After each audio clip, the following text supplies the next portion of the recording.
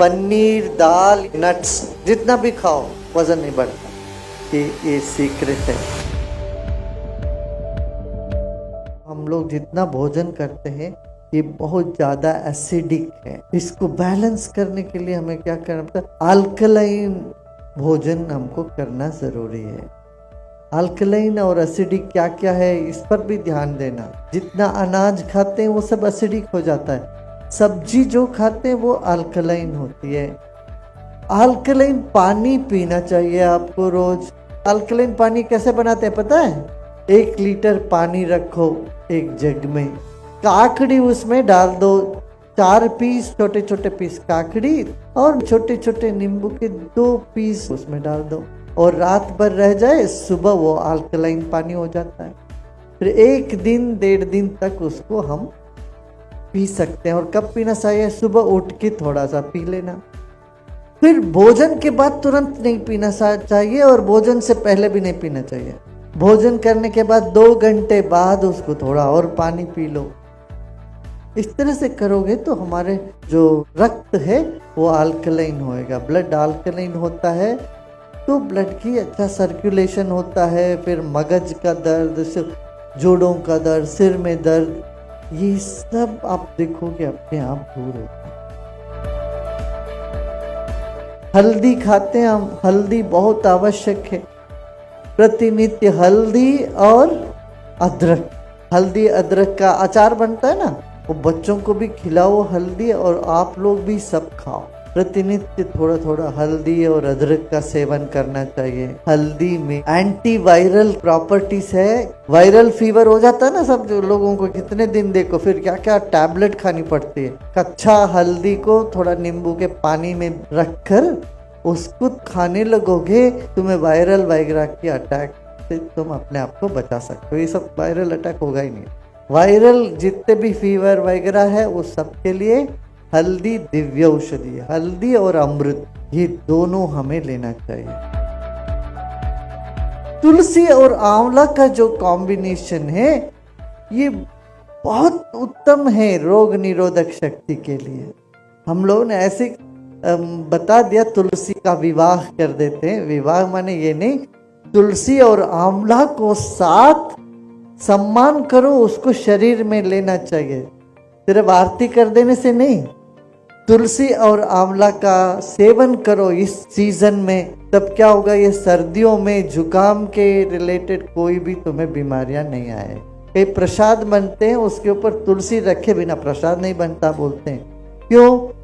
तुलसी में वो गुण है जो हमारे शरीर को बल देती है। इसमें वैज्ञानिक है। हम क्या करते हैं, सिर्फ एक पद्धति चला देते हैं बिना सोचे बिना समझे। जब समझ के करोगे ना उसका रहस्य पता चलता है। तुलसी और आंवला को साथ में लेना, ये दोनों रोग निरोधक शक्ति, एंटीबायोटिक प्रॉपर्टीज इसमें पूरा है। गुजराती में जितने तली हुई हम सब खाते हैं ना, चिवड़ा खाते हैं, ये सब, इन सब के साथ कड़ी पत्ता रखते हैं। कड़ी पत्ता एंटी कोलेस्ट्रॉल है। कोलेस्ट्रॉल किसी का हाई हो तो बोलते हैं स्टैटिन टैबलेट लो।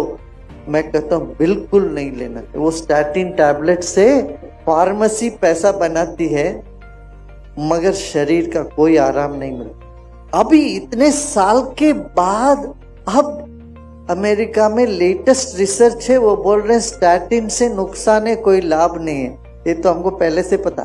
भारत में हम पहले से कहते थे ये स्टैटिन टैबलेट बिल्कुल ही नहीं लेना चाहिए। उसकी जगह क्या लोगे, कोलेस्ट्रॉल बढ़ गया तो कड़ी पत्ता ना चटनी जमी लो। कड़ी पत्ता का चटनी, ढोकला साथे, हांडवा साथे जमी लो। ढोकला बहुत सरस फूड थे। ढोकला में तो सब है, उसमें अमीनो एसिड है, उसमें इडली जैसे है ढोकला, उसमें दही भी है, तो शरीर के लिए उत्तम है।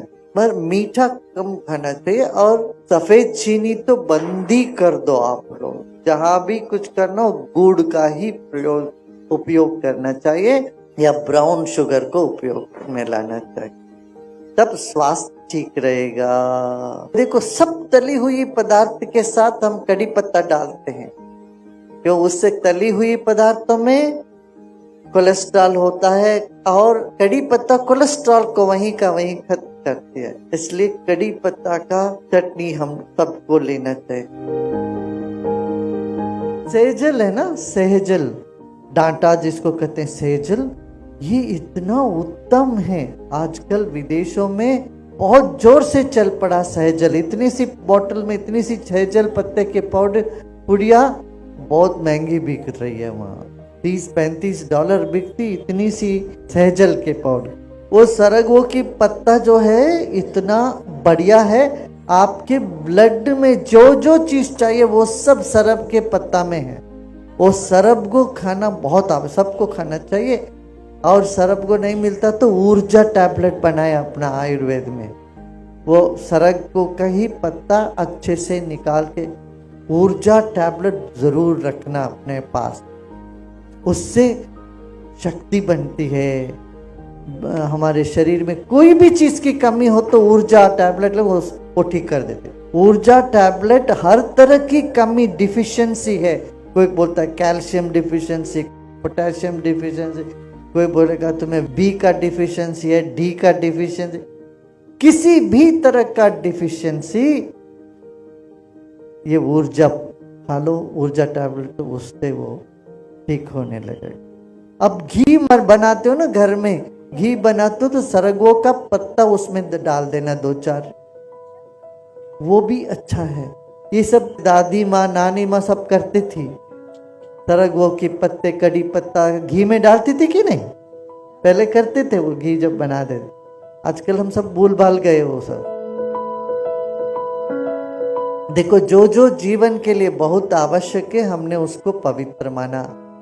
क्या क्या क्या हमने पवित्र माना? तुलसी, तुलसी से रोग निरोधक शक्ति बढ़ती है शरीर में।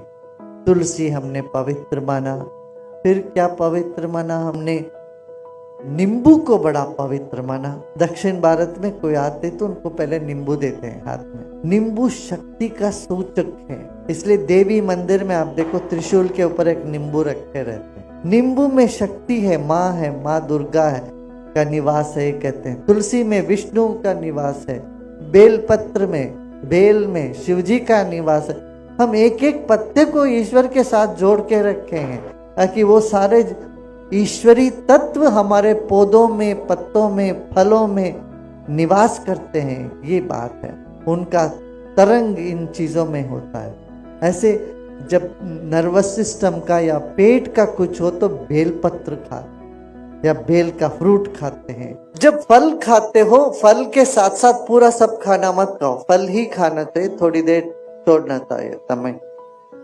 नट्स और फल एक बार खाना चाहिए।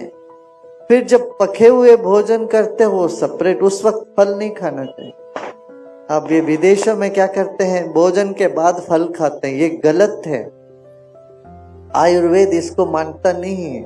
आयुर्वेद कहता है फल को अलग खाओ, सब्जी को अलग से खाओ, दोनों को मत मिलाओ। भोजन में सिर्फ सब्जी चलता है और नाश्ता में सब्जी नहीं, फल खाओ। और बहुत ज्यादा मोटापा है तो आप कार्बोहाइड्रेट, प्रोटीन को अलग अलग टाइम पर खाओ, फिर वजन नहीं बढ़ेगा।